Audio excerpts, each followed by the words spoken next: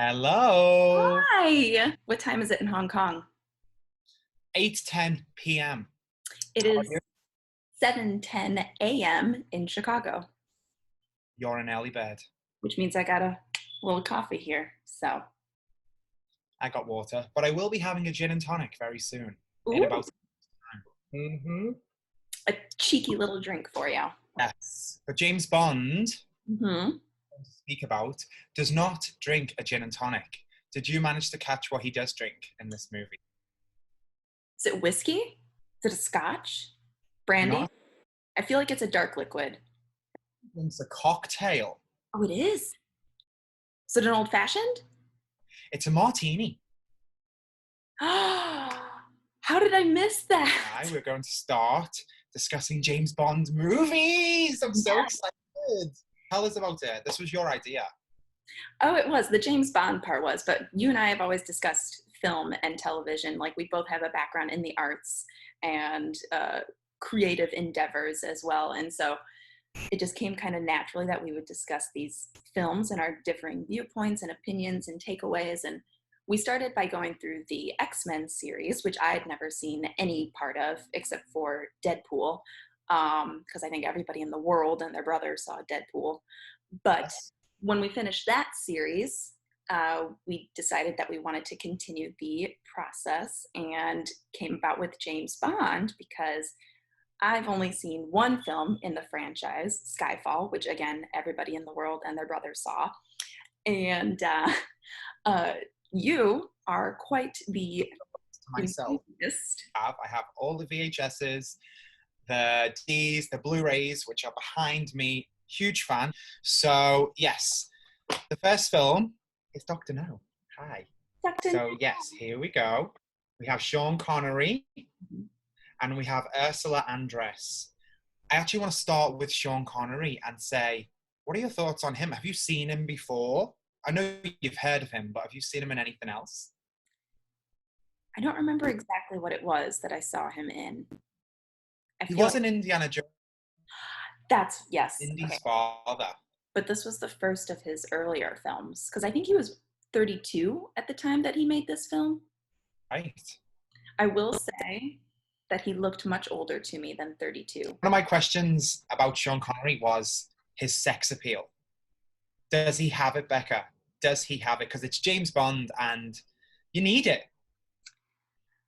No. Ooh, okay, interesting. Okay, Not why for no? me, at least. I think, I mean, yes, confidence is always sexy. So I feel like because he's got that confident strut as the secret agent, like nothing can get past me, that kind of thing. That is definitely sex appeal. But he also kind of whores around. And so I was like, this is not sexy. Okay. If that's the reason why there's no sex appeal, then it's going to be a long series of zero sex appeal for you.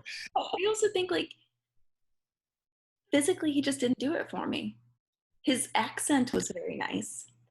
Yeah, it's actually not really thick in this film. It gets much thicker as the series continues, but yeah, he's a broad Scottish man.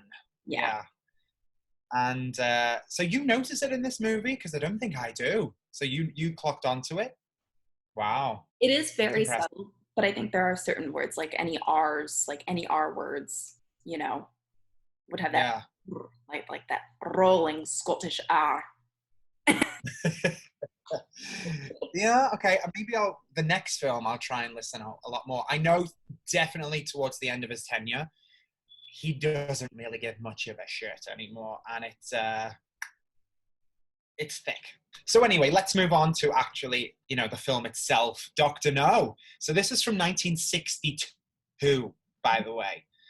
As far as initial reactions, I enjoyed it. I was like, so pretty much what I expected. Um, I didn't really have too many expectations from it, just that I knew it'd be like a secret spy film. I did take some notes of little things that I had questions on going through or things that I noticed. Um, like there are a couple of spy practices that I was like, wouldn't they? Would it work that way? Would it not work that way? Like, is that a Mythbuster kind of thing that it wouldn't work? You know what I mean? So I don't know if you want to delve into some of that stuff.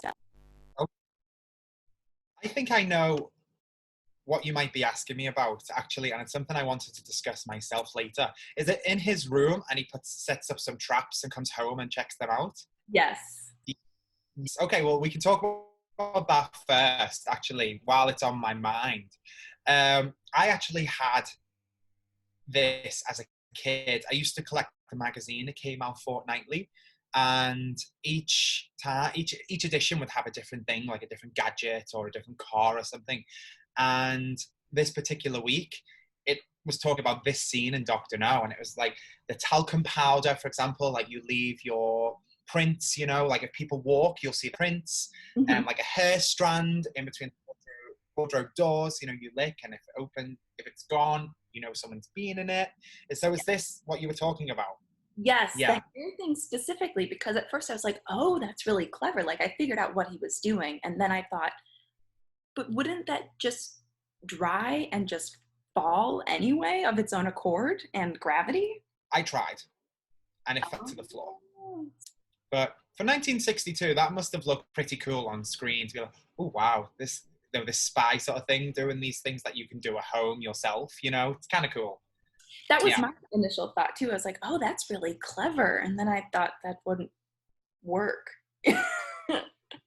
So you enjoyed it. I'm really glad to know that, actually. I enjoy this movie too. Doctor No it started it all.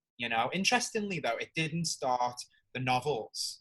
It's not the first novel, but they chose this novel because they thought it would be the easiest to film because it's primarily in one setting, right? It's mostly in Jamaica. And Mhm. they thought, okay, the budget is quite low for us, although it doesn't look it actually. It's like we can do it in Jamaica and London, and it's fine. We can do it. And the plot was fairly simple, so that's why they chose Doctor No. So what's the first in the series? It's Casino Royale. So that one comes about later because that's made into a film, right? Yes, that one comes out in 2006. That's recent. They did make one in the 60s, Casino Royale, but it's non-canon and it's kind of a comedy. Hmm. So we're not going to watch that one because it's not canon. I like this movie a lot. Don't get me wrong. I don't think it's the strongest movie out of the whole series. And I also don't think it's the strongest Sean Connery because he made six, by the way. You're going to watch six Sean Connery movies. And I don't think it's his best, but I think it's a great way to start this franchise. I think it ticks all the boxes which come from James Bond, which you'll come to know. Like exotic locations, a beautiful Bond girl, a villain, a big, nasty, whatever villain, almost comical villain. So I know even in my limited knowledge of James Bond, I know that the Bond girl is always some kind of, it's a box that you tick off in the films.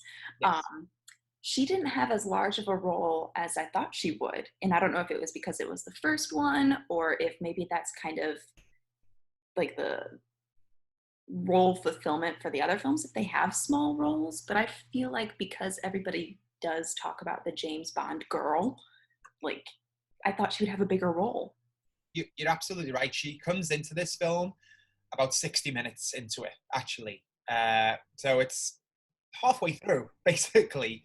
And yeah, when she's there, I think she does a fair amount of stuff, but she does a lot with him. She can stand up for herself, she has interesting stories to tell, I think. But yeah, you're right. It's a whole hour of not seeing her, but then that's the whoring around, as you said, where he's going from. Because that's another element of James Bond, actually. So we have the Bond girl, and then there's always the sub Bond girl as well. The Bond girl usually has something to do with the plot and is usually there at the end with him. Yeah, if we're going to go and talk about Honey Rider, I think she's a great Bond girl. When people think Bond girl, a lot of fans will think about Honey Rider. Really? Okay. Yeah, the iconic entrance. which I bow down to. It is, and this is my favorite shot in this movie. Yeah. It's my favorite shot because it is so iconic. And when people think of James Bond, a lot of people do think of this particular scene, Mm-hmm. not even this Bond girl. They think about, as James Bond, this scene coming out of the water, that beautiful bikini she's wearing, and she's singing, underneath the mango tree, me honey and me. By the way, this is the most musical James Bond film there is. Really? Yes. I think James Bond the musical would be a great idea. Wow. I've never actually thought about that. I say it somewhat sarcastically, but also it's like I would pay money to go and see that. Honey Rider, I think she's great. I think she's smart. I loved the whole speech about the encyclopedia. Did you catch that part? I Yes. loved it. I loved that. It's like from a young age, she went from A and now she's at R or something like this. And I loved that's how she was challenging his intellect. She's like, I bet I know more than you do. I love that. And she has this dark side to her as well. When she said she put the Black Widow spider in her, I guess, rapist's bed, right? That's Yeah. what she was waiting. But she said it so innocently, and she's like, and then I just put a Black Widow spider in his bed. It's true. Here's a glimpse of what she looks like now. This is Ursula Andress. Yeah. So I think she's in her 80s now. Um, but my God, she was beautiful back in the day. Look at her. But this is her now. She's still beautiful. She is still beautiful. So that's Ursula Andress now. And one fact about Ursula and Dr. No. Dr. No won one Golden Globe Award. It was Ursula Andress who won a Golden Globe. Really? Yeah. It was in a category that seems to not exist anymore, but it's for something like Best Upcoming Female Actress or something like this. So you shared your favorite shot too. Um, I want to share my favorite shot. So when he gets into this point in the lair, like I just loved it. The lighting, the set design, even just that single chair in the background. I Yeah. love it. Like it stopped me in my tracks. The composition of it was just gorgeous. And then the color scheme, like his blue tie in the sky, and then the tan suit and the tan background. It's weirdly eerie as well, because this is the first time that we meet Dr. No. I mean, we don't actually see him, but we hear him. But actually, the scene where Dr. No gives him the spider to kill James Bond. By the way, I was squealing at that moment. I was like, Yes. Yes. I hate spiders. Can you imagine? Can you imagine? No. That's my worst nightmare. you hate bugs. You hate them. Yes, something like that almost happened to me in the Philippines, but that's for another day. Well, there's a fun fact about this one, actually. Sean Connery is deathly afraid of spiders as well. I could see that because Yeah, he was really giving a great performance of like trying to be restrained and controlled, and then he flips out as soon as the spider's away. filmed it twice. The first time Sean tried to do it himself. He was like, "Let's do it," but he didn't put the spider on him. There was a glass screen separating him and the spider, and so the spider was crawling on something, and then they tried to, I guess, superimpose it. I don't know, but basically, it didn't look good Huh. after. So they had to do it again, and they got a stuntman to do the actual scene crawling on the body. So the body that you see is not Sean's, but the reactions are Sean's, Fascinating. for sure. One more fact I want to tell you, actually, because I think you'd be very interested in this. Before I forget, we're going to go back to Ursula for a minute. Mm-hmm. So she received $6,000 for this role, which I adjusted for inflation. That's just under $51,000 today. Wow. What That's she still not a lot for film. I know. That's what I thought. So I wanted your take on that. This is 1962, but even today, she would have gotten 51,000 for that role. Thoughts? That's crazy because you hear of stars who get millions upon millions of dollars for roles like this, and Yeah. that's nuts. Although, hmm, I would, part of my reaction is like, oh, that feels like that would be, like, ordinarily, that would be enough. If you do like five, 4 to 5 films a year or something, like, that's pretty good income, you know, at 51,000 a role. Like, that's still pretty good. You could live off of that. You could do more than live off of that. So, True. and this kind of launched her career, right? Because she won that award, and then did she go on to other works after this too?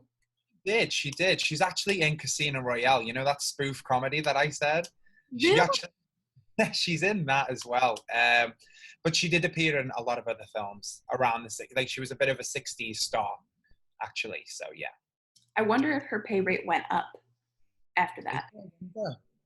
But then we do know what, that gender gap is like, especially in business. So I wouldn't be surprised if the answer is no.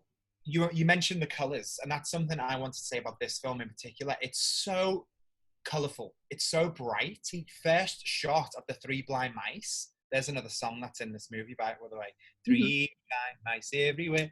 Yeah, and it's even that's so colorful. And the beach in Jamaica. I just think every scene shines. Mhm. It really does. More so than the following James Bond films, I think. I'll be curious to see what the other locations are and how they correspond with their color scheme, because you're right, Jamaica's very vibrant in all ways. Music, Yes. food, culture, all of those aspects. So it'll be interesting to see how it transitions. I will say I knew that those three blind mice at the beginning of the film, up to no good. I knew it instantly. They came across the screen and I was like, I bet they're up to no good. They even showed up in the titles. Did you notice? Like it actually transitioned from the titles into the real shot of them walking. Something I didn't mention earlier is an iconic part of the James Bond series is the music. Mhm. It has the James Bond, the James Bond song, the Yeah. that. So I guess that counts because it starts off, the franchise. But in terms of like the title song, it actually has three. It has that, and then it has like Jamaican with the Jamaican women dancing, and it's like, Uh-huh. and then it has the three blind mice everywhere. So it doesn't. What's become so famous of the franchise isn't actually in this film. Like those references to the opening titles of the James Bond films as they're known now have been spoofed on other films too, right? Like, didn't we talk about that with Deadpool? The Oh opening yeah, sequence for Deadpool when we were doing our X-Men review um, was a callback to the James Bond opening oh, sequence. it was. It killed me off. That scene from Deadpool is fantastic. Such a good spoof. It's amazing, and the fact they got Celine Dion as well, and which she could have done a James Bond song. She really could have with that voice. The singers who sing James Bond songs are big voice divas. Men or women, they are. Yeah, Yeah, I'll be excited to see how that all kind of develops because, as you said, there's not too much of a song at all in this one, but then it becomes such a like the songs these days break headlines. Like, who's gonna do the next song? What are the lyrics? Like, what's the music video? And it breaks headlines. yeah. And actually, the recent one to come out, Billie Eilish, I never really know how to say it. No Time to Die went straight in at #1 in the UK. It's probably the equivalent. Would you say it's like the equivalent of doing the Super Bowl halftime show? Ooh, interesting. Like, I feel like in because you're a big music fan too. Every musical artist, those are like milestones to hit. Like, I want to do the Super Bowl halftime show. And would they say like, I want to do a James Bond song? I think so. I do think so. If you because I mean, it's only what technically 25 artists who have done it. There are 25 movies, so that's an elite bunch. And yeah, you want to get in there. You want to do a James Bond song because it's kind of guaranteed you've got a hit on your hands. You know, even if they're not that good, which there's a couple of dodgy ones in there, I'm not going to lie, but they still are hits. They still were hits back in the day. One thing that doesn't change, and it was introduced in Doctor No, was the title sequences, you know, of the girls, like they're usually naked, they're dancing. Mm-hmm. There was a scene of that in the title sequence, right? It was short, but it was there. And that does happen in the next film and right the way up until the most recent one. I have like a spoof, or not I guess I could call it a spoof that I noticed in this film that I want to point out to you and our viewers if we have any. Hi, Mom. Mom! One is worth $50 in Miami. And what's in the bottom left corner next to our leading lady? Oh, my good God. She won't tell anyone. Is it a microphone? Is it? That looks like a microphone.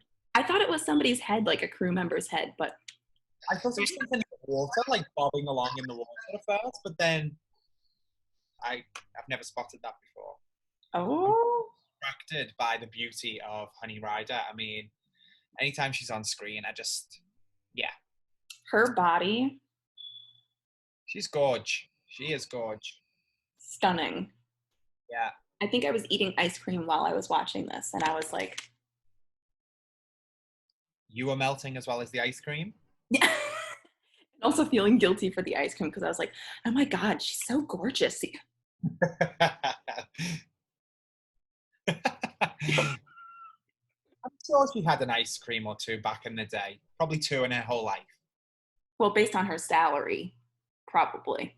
We haven't even spoken about the title of the film, the villain himself, Dr. No, who, interestingly enough, doesn't even show up until like an hour and a half into the movie. So it's even later than Honey. Well, I think there's a reason why we haven't mentioned him at all, because I don't think he's memorable. I think the conflict necessarily of the film is super memorable because it doesn't really come into play until so much later with the radioactive energies, you know? Okay, something I have to be honest about with James Bond. The actor, the actresses, the gadgets, the cars, all here. The music, blah, blah, blah, blah, blah. Plot, usually somewhere over here. Never really understand the plot of these movies. I'm not alone here. I really am not alone. There's a great podcast out there called James Bonding, okay, which if any of our listeners or watchers, you know, hi Mom again, are interested, it's a great podcast, and they are huge fans, just like me. And they say this all the time. They take the piss and say, we love James Bond, but nothing makes sense. Like, what's the plot, please? That makes me feel so much better because I'm watching this and I'm taking notes, but like my notes are so like superficial. I feel like love this scenery, or Honey's bikini, or you know, like all of and the spy gadgets. And I was like, but I don't really think I've written anything about the plot. If you are really are forgiven for that. I mean, I think the next movie makes more sense. It really does. It's a lot more simple, and there are some, thankfully, that are a lot more simple. But I think the majority are questionable. You're like, yeah. Oh, okay, so this is the plot, an hour and 45 minutes into it, and I still don't get it. But yeah, radioactive stuff is what I get from Dr. No. Yeah. And I don't even really remember too much of what he looks like because we only see him for such a split second outside of a hazmat suit. Yeah. Otherwise, we just see this part of his face. Yeah. And he's very stern anyway, and straight-faced. He doesn't really have any emotions. He is an Asian actor. That's nice. Mm-hmm. You know, to have an Asian actor. And he does have, you know, that's another thing about the Bond villains. They usually have some sort of, I don't know, some sort of signature thing about them, you know. So he had the metal hand, right? The bionic hand or whatever it was. Okay. So, again, there are villains that are very memorable and iconic, and some that are quite forgettable. And I'd be interested to maybe rank some of them, like rank the Bond girls. Like maybe when we finish some actor tenures, like we finish the Sean Connerys, we can look back on some of the villains and the Bond girls and the gadgets and the cars or something like this and rank them. That's something I'd like to do. Ooh, I like that because I was Yeah. going to ask how you felt about Dr. No in terms of his villainry. Well, something I know that you are very interested in is cars. I do love cars. Cars. Now, they are a big deal in the James Bond world. Not so much Dr. No, but there was a car chase. Yeah, that was actually one of the first things I noticed or took note of was that there weren't too many cars in Dr. No, which I guess makes sense because I don't think you'd have too many cars on an island like Jamaica. Right. Or any island for that matter, because you have like those little putt-putts and scooters that you can use to get around and boats, you know. Yeah. But that one car at the very beginning where he's being picked up from the airport, gorgeous. Gorgeous. The interior, just like the body of it. Oh, so beautiful. So there was kind of a car chase with that one because there was somebody following them. Yeah. Yeah. Yeah. Wasn't it Felix, the guy who was stalking him at the start, but then actually became an ally? Oh, CIA agent? the other Was it him? agent. Yeah. So Yeah. he's actually a recurring character, Felix Leiter. Oh, really? Yes. He will pop up a few times with a different actor every time, actually. So just remember his name. It's Felix. Also, Ian Fleming, who is the author of the James Bond novels, when he watched this film, his initial reaction was, and I quote, dreadful, simply dreadful. Wow. That would be so hard to relinquish that kind of power as an author Yeah. for these iconic characters that you create and then be like, oh, you interpret them, make it into Yeah. a film. I have to say, though, Sean Connery is pretty close to the novel James Bond. He really is. The description of him and his attitude. So they did pick a good actor to play James Bond. I think there's an actor later on which is even closer to the novel James Bond, but then the others are not really like the novel. But that's fine. No, I mean, all the content's been taken now. I think there's 2 short stories left that they haven't touched upon, but I'm fine. You can deviate from the novels now. You know, it's they have been for a while, so it's fine. Well, especially since they moved Casino Royale to so much later. Like the Right. was even shuffled. And cast a blonde man. Oh my goodness. That was such a huge shock when it happened, you know? People were like up in arms. No, we cannot have a blonde Bond. Mm. And that was 2005 before the film came out, right? And now they're talking about like a black actor and, you know, or a Bond. playing. Yeah, and it's like, wow, how times have changed. We'll have to discuss some of that too as it gets closer. But back to Dr. No, I just want to say, like, even though Ian Fleming disapproved, audiences and critics did not. It has a 95% rating on Rotten Tomatoes by critics, and it has an 82% of user rating. So it's a well-liked film. Well, I feel like because it is such a classic, I mean, the franchise itself is iconic. So Yes. you have to, I mean, you don't have to, but like you kind of have to like the first one, the one that started it all. I felt pretty cool watching it. I was like, I'm watching the first James Bond tonight. Like, you know. I'm just trying to think if there's anything else to add. I mean, there's 2 more things I want to mention. So one of the earlier Bond girls that we meet is Sylvia Trench. The French lady? Yes. Yes. The one who she gives James Bond his famous introduction. Did you notice? The Bond, James Bond? Yeah.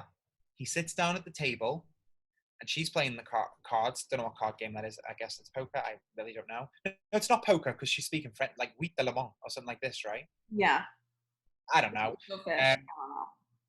yeah, and Baccarat because he plays that a lot in the novels.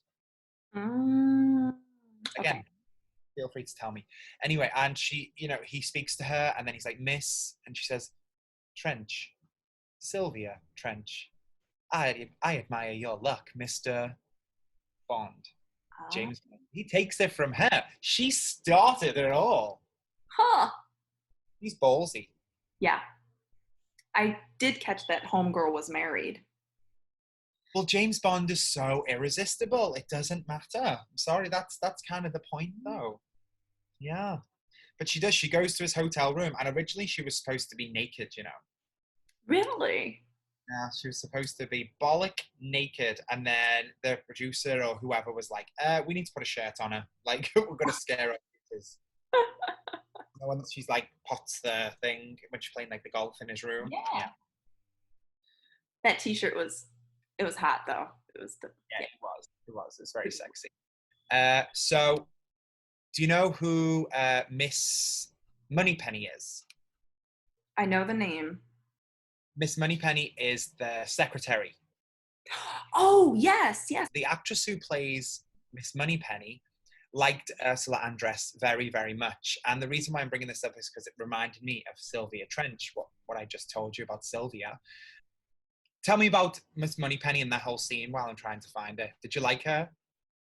I did. She kind of like keeps Bond in his place, She's got like a maternal quality, but still is Yes. like she has a good sense of self. And you could even just tell that from the little snippet because she's not in it for long. She's not. She's not, no. But her scenes with James Bond are always quite famous as well. They always have a little bit of a flirt. She puts him in his place. Mm-hmm. Yeah, so I always look forward to those scenes. That was another one. I was like, oh, are they going to get together? But they didn't. They just flirt a little.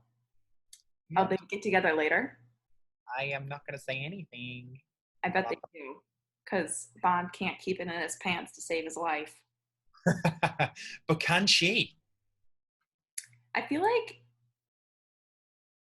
she'll be a tough nut to crack. Oh, so to speak. Excuse me. Anyway, I found this quote. So, according to Lois Maxwell, which is Miss Moneypenny's name, Ursula Andress made quite an impression at the wrap party. She said, at the party, she danced with all the crew, and she was the first grown woman I had ever known, who didn't wear a bra. As she danced, those wonderful breasts were just swaying. I remember thinking how marvelous it must be to be that uninhibited, and I wanted to throw my bra off, but I didn't have the courage. Well, here we go. We're just going to take this one off right now. I like that. Yeah. Hear it. Women supporting women. I like it very much. Without supporting their boobs. Yeah, so I think that's it really about Dr. No, right? I think we've covered everything. I think we've covered quite a bit. What's our next film? Before we do that, James Bond is known by 007, right? That's what he's known as. Mm-hmm. So on a scale of 0 to 7, where are you going to put Dr. No? Is this even fair? Because I've only... Well, this could change. When we rank later on, you're allowed to change. You really are. But I want you to write this down so we remember and see if your mind changes later on. Okay. Same thing. And you can have a decimal. I would put it at 3.8. Nice. Okay. I'm going to give it a 4.5. Ooh, okay. Yeah. It just gets points for being the first one, like extra points for me.